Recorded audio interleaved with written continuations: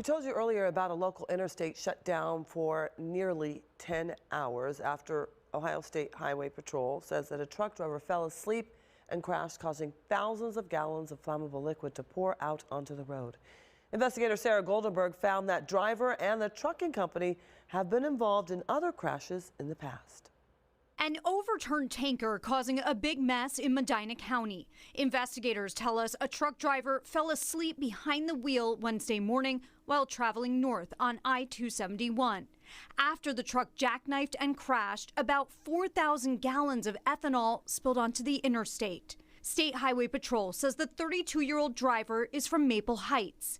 19 Investigates is not naming him since he has not been charged in connection with the crash. But we did look into his driving history and found he's been involved in at least 4 other crashes. Records from the Bureau of Motor Vehicles also show he's had 6 traffic convictions since 2012, including 4 speeding violations.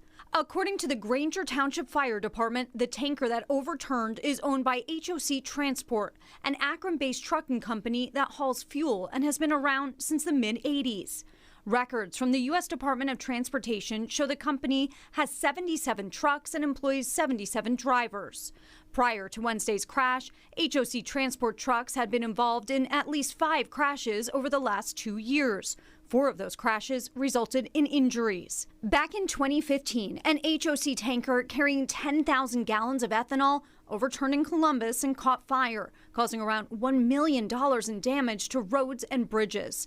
Police said the driver was lucky to escape with only minor injuries.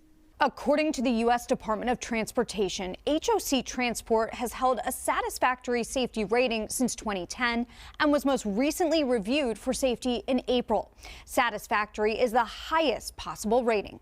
Sarah Goldenberg, 19 News.